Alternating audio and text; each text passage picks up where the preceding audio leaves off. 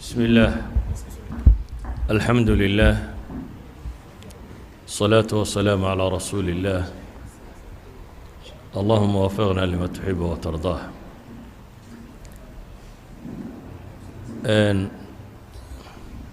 شيخ عبد الرزاق إلهي كعفيو أمانة بدنا وشيغيو دي باس الله أقول نقول تامر كان دافو حديث النبي عليه الصلاة والسلام وقلت المام يذاق طعم الإيمان وحاد دميي أما حلاوة الإيمان لبا حديث الصحيحة حديثك الشيخ وآخرية حديثك أنس النبي قلت المام عليه الصلاة والسلام حلاوة الإيمان إيمانك معان كيسا وحاد دميي صدح خصلو ننك لغهلو xadiidku waxa uu sheegayaa iimaanku inuu dhadhan leeyahay dhadhankaasina inuu macaan yahay xadiis kaloo badanina waa tilmaamaysaa مثلا xadiidka al-Abbaas ibn Abd al-Muttalib ee muslimka ku yaala ذاق طعم الإيمان من رضي بالله ربا وبالإسلام دينا وبمحمد رسولا النبي عليه الصلاة والسلام ذاق طعم الإيمان بود ددن كإيمانك وحاد دميي حديث كان نشوقنا نوح شيقيا ددن كاسين حلاوي الحلو وحمعان إذا إيمانك إلهي الرومين تيس يقين تاسي هدي قلبي قدكتو ددن باي أولاد قفك مسلم كا وحدك ما أنو تشرين ددن باي أولاد قفك مسلم كا wax kaloo dhagdhagu ma aanu jirin sida cunadu carabkaaga ugu dhadhanto haday macaan tahay ayay qulubta dadka muuminiinta ee dhabtaa u dhadhantaa cibaadada iyo iimaanka iyo ilaahay weynayntiisa iyo cibaadadiisu sawgeed buu nabigu calayhi salaatu wasalaam ku tilmaamaya inuu iimaanka dhadhankiisa iyo macaankiisa dhadhamiyey khaslaadkaasi عدة لقى هلو هداد مركا أدوغو ددن كاويدو نفتادتهم وحد وليو باهانتينا التربية دي بسغور نقطه وحدو باهانتينا نفتاد الدب أدوغا شفته وحيابا باهان لغا شفه qofku markuu xanuunsadee caadiga ah afkiisu wuu qadhaadhaadaa dabeetana waxaa asiilayaan macaan haddii loo dhiibo ayaanu macaankiisa dhadhamin qof xanuunsanaya waxaa laga yaabaa dad sokor u dhiibto inaanay wax macaan la dhadhamin macnuhu ma aha inaanay sokortu macaankii ka tegey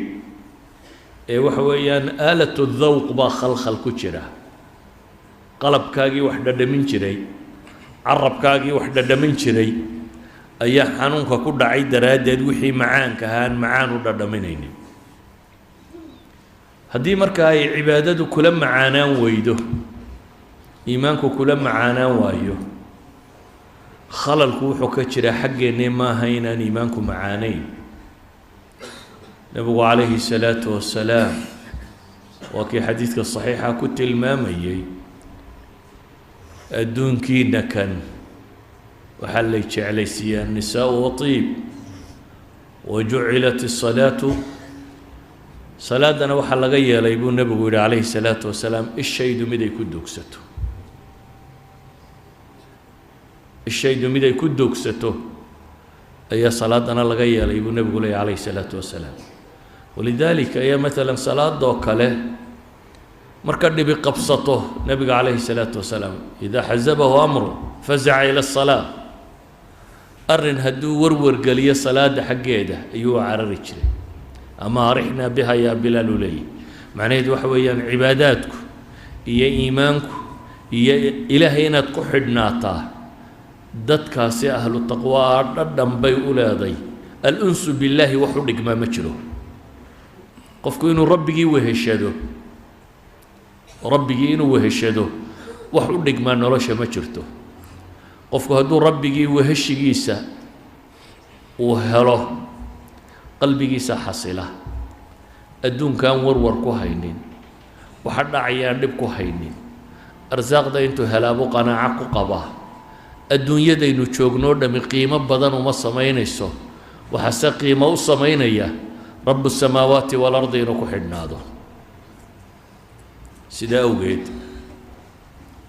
tana hal qiso haddaan idiin tilmaamo xadiis aan rajaynayo in abu daawuud ku yaallay nabiga calayhi الsalaatu wasalaam iyo saxaabadiisa way dagaal tageen qolaa dagaal la ysku soo helay waa soo noqdeen iyagoo soo socda ayaa nin gaalada ka mid oo malaa dadkii wax ka soo gaadheen ka mid ah ayaa wuxuu ku nadray anoo muslimiinta dhiig ka daadiya mooyaane inaanan hadhin laakiin de waa nin quro oo raadco ah uma bedrheeri karo markaa wuxuu eganayaa un cid dagan uun habeenkii muddaa la soo socday markii la seexanayay ayaa laba saxaabi la yidhi gaadhka qabta idinku dabeetana dadkii uu iska seexday labadii ninee gaadhka hayay ayaa midi kii kale ku yidhi waan yara laamadoodayaaye ee kici haddaad wax dareento muddo markii la joogay bay dareemeen meeshu inay nabad iska tahay kii hore wuu seexday kii dambana salaad buu galay riwaayaadka axaadiista qaar ka midi waxay leeyihiin suuratulkahf buu akhrinayay salaadda isagoo ku jira ayaa ninkii gaalkee raacdada ahaa ee gaadada ahaa ee daba socdaa arkay ninkan taaganee salaadda ku jira iyo dadkii kaloo aan dhaqdhaqaaq ka jirin intuu meel ugu soo gabaday ayuu leebkiisii qaansadiibuu u cabbaystoo gamuun buu ku dhuftay gamuun baa ku dhacay saxaabigii dabeetana wuxuu necbaystay inuu salaaddiisa gooyo dhadhan buu ku haystay ninkii gaalka ah haddana kii labaad buu ku kiciyey waa ku dhacay bay yidhaahdaan haddana waa ku kiciyey dhowr leeb markay ku dhacday ayay soo gaadhay xilligii rukuucda wuu rukuucay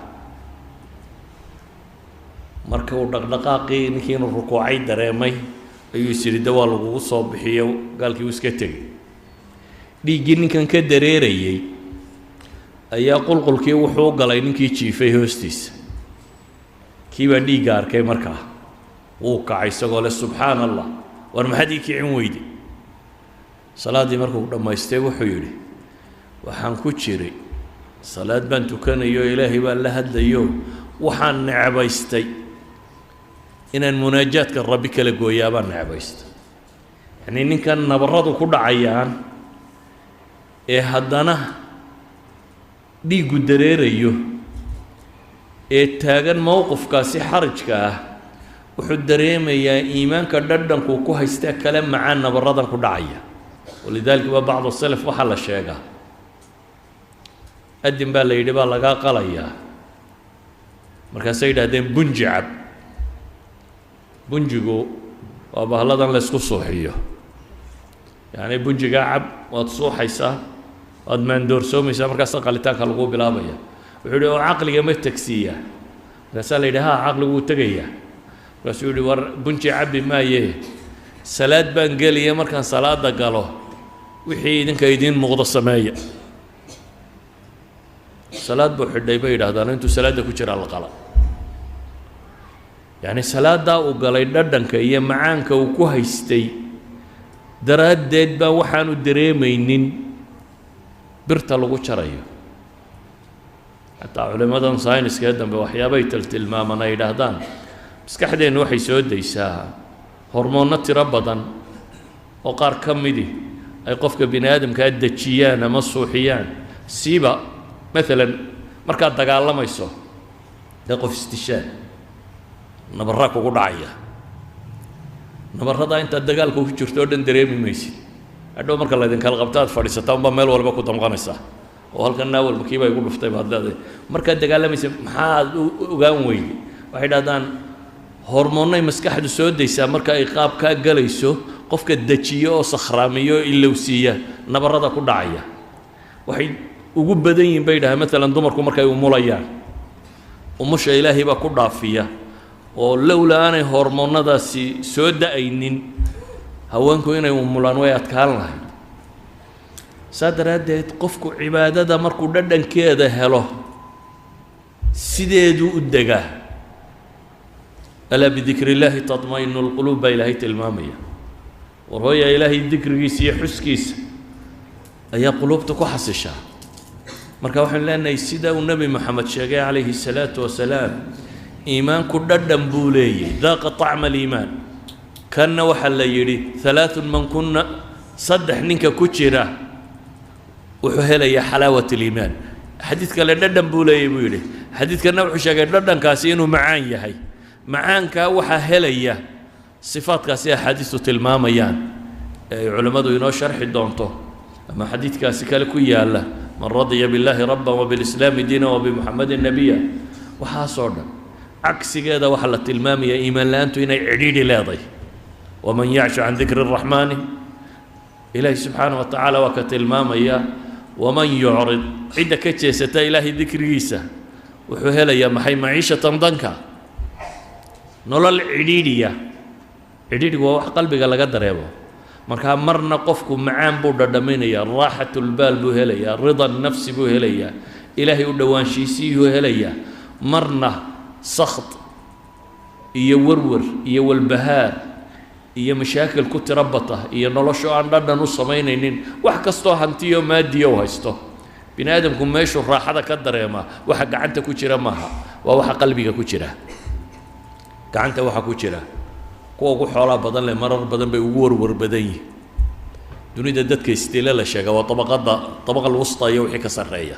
faqradu inta badan isma disho waxaan leenahay markaa iimaanku macaan buu leeyahy macaankaasi inay tafsiiliyaan culimmadaan u daynaya anigu waa u furfurayay une wasala allahuma calaa muxamedin wacala aalihi wasaxbihi wasalam walxamdu lilaahi rabbi alcaalamiin